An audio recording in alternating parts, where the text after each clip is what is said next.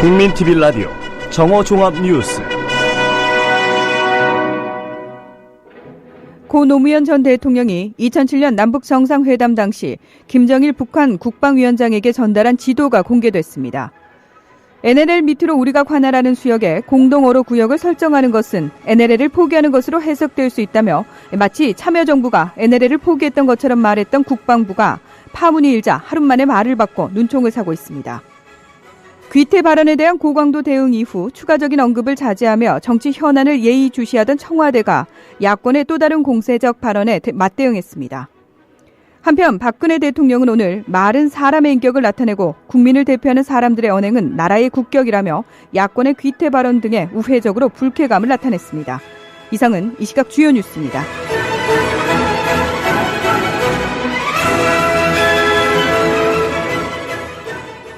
7월 15일 월요일 국민TV 라디오 정오종합뉴스 첫 소식입니다. 고 노무현 전 대통령이 2007년 남북정상회담 당시 김정일 북한 국방위원장에게 전달한 지도가 공개됐습니다. 이 지도에는 NLL, 즉 서해 북방 한계선을 중심으로 남북 간 등면적을 이루는 공동어로 수역이 사각형 모양으로 표시되어 있습니다. 이는 노 전 대통령이 NLL을 포기했다는 국정원 및 새누리당 주장과 정면 배치되는 내용입니다. 민주당 윤호중 의원은 2007년 남북정상회담 당시 노 전 대통령이 김정일 위원장에게 제시한 남북한 경제공동체 구상 문서에 포함되어 있는 서해 평화협력특별지대 위치도를 공개했습니다. 윤 의원은 이어 남북정상회담 이후 열린 국방장관 회담에서도 등면적 공동어로 수역을 토대로 하는 지도가 제시됐다며 이 지도도 함께 공개했습니다. 오늘 국민TV 라디오 정운현의 타임라인에 출연한 윤호중 의원의 말입니다.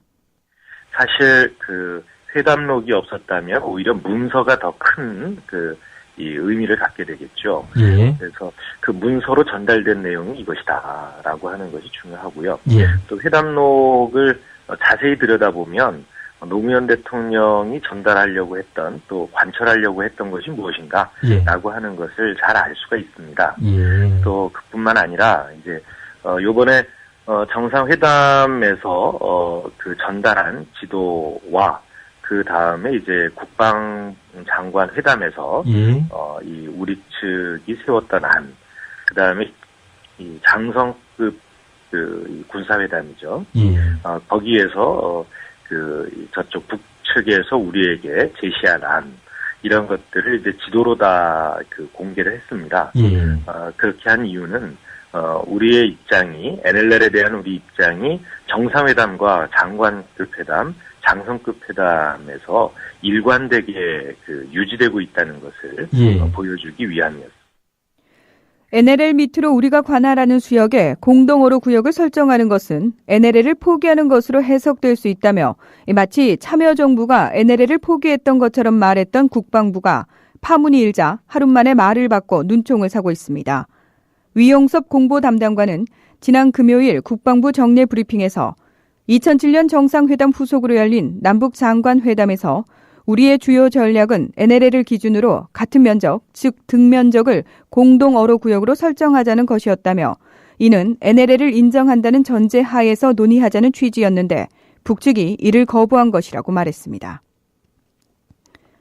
귀태 발언에 대한 고강도 대응 이후 추가적인 언급을 자제하며 정치 현안을 예의주시하던 청와대가 야권의 또 다른 공세적 발언에 맞대응했습니다. 이는 민주당 이해찬 상임고문의 발언을 문제 삼은 것으로, 이 상임고문은 어제 세종시에서 열린 정치공작 규탄 및 국정원 개혁 촉구 충청권 당원 보고대회에서 이른바 박씨 집안이라는 표현을 거론했습니다. 옛날 중앙정보부는 누가 만들었나? 박정희가 누구이고 누구한테 죽었는가? 박씨 집안은 안기부, 정보부와 그렇게 인연이 질긴가 등의 발언을 이어간 뒤 그 인연을 끊어달라고 언급했습니다.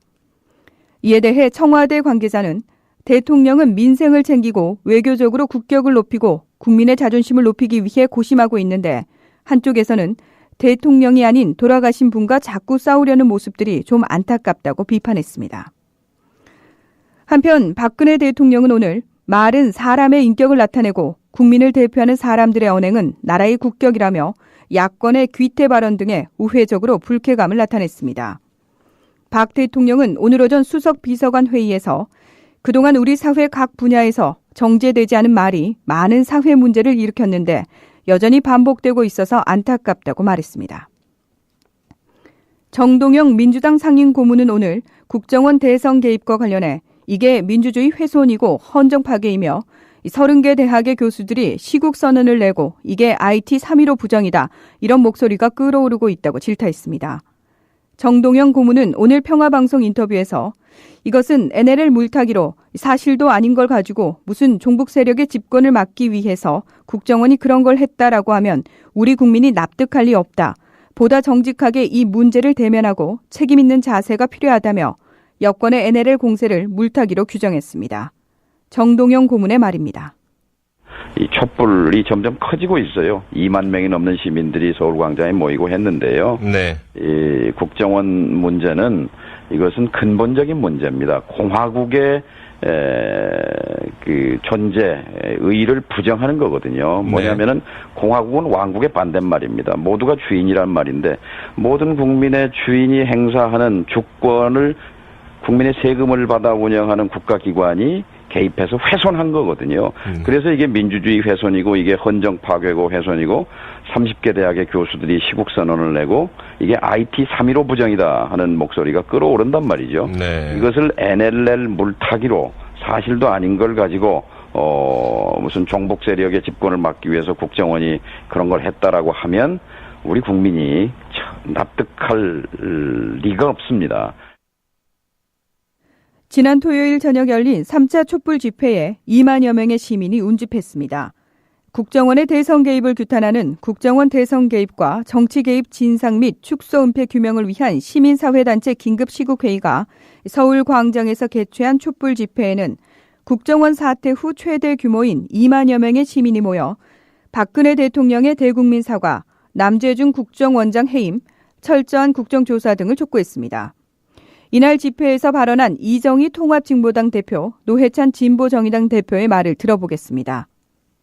보수 언론과 공중파의 외면과 왜곡 보도 답답하실 것입니다.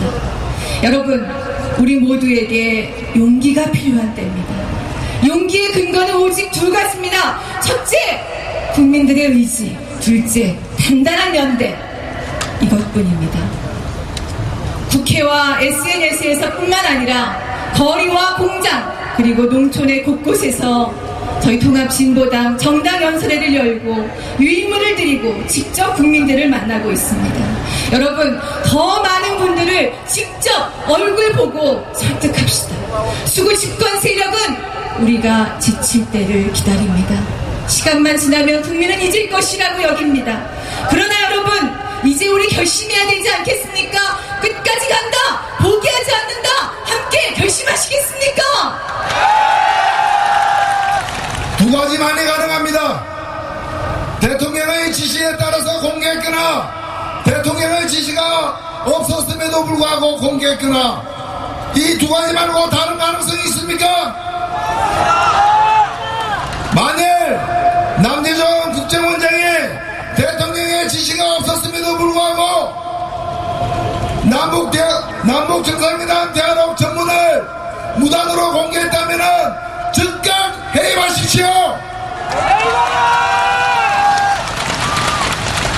만일 그게 아니라 대통령의 지시에 따라서 공개했다면 남재준 원장 해임하지 말고 박근혜 대통령이 사임하십시오. 두 사람 중에 한 사람은 그만둬야 합니다. 이날 집회에서는 이 밖에도 시민들의 자유 발언과 각종 공연이 이어져 열기를 높였습니다. 시국회의는 오는 19일과 27일 서울광장에서 4차와 5차 대규모 촛불 집회 개최를 예고했습니다. 진실을 호도하지 않고 논점을 이탈하지 않는 공정뉴스. 국민TV 라디오 뉴스의 꿈입니다. 지금은 정오 종합뉴스와 함께하고 계십니다.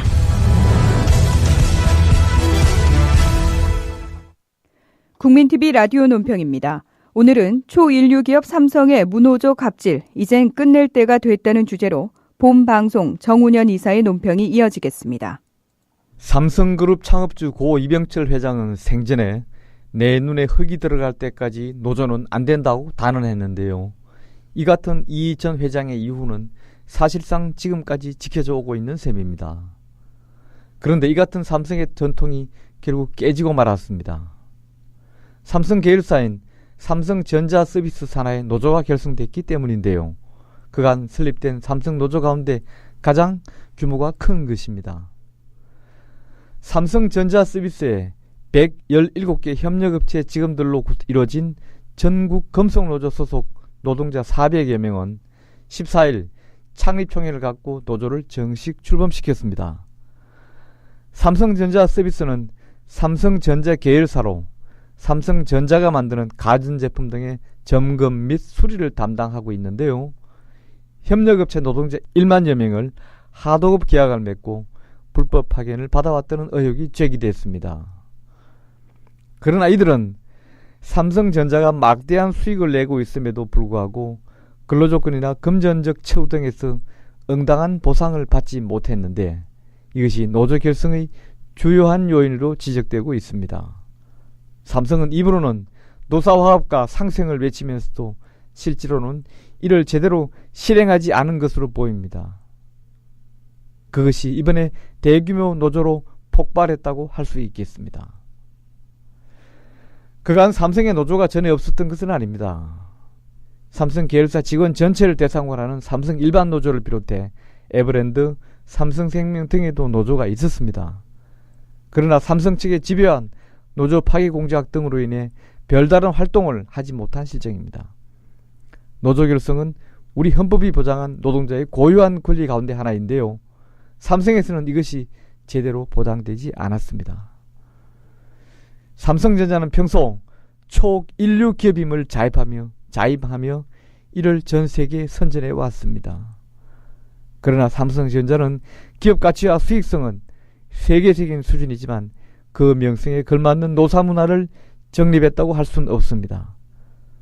삼성은 어제도 노조 창립총회를 막기 위해 협력사에 압력을 행사했다고 알려졌는데요. 참으로 부끄러운 일이 아닐 수 없습니다. 이제 삼성도 인식전환을 통해 무노조 방침을 포기하고 노동자와 공존, 공정의 길을 찾는 데 나서야 할 것입니다. 국민TV 라디오 논평이었습니다.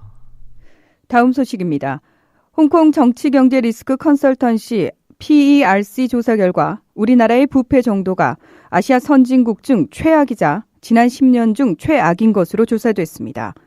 세계일보에 따르면 PERC가 세계 17개국의 부패도를 조사한 결과 우리나라는 6.98점을 기록했다며 2004년 6.67점까지 올라갔던 부패 점수가 2010년 4.88점까지 떨어졌으나 이후 다시 상승해 이번 조사에서 최고점을 경신했다고 전했습니다.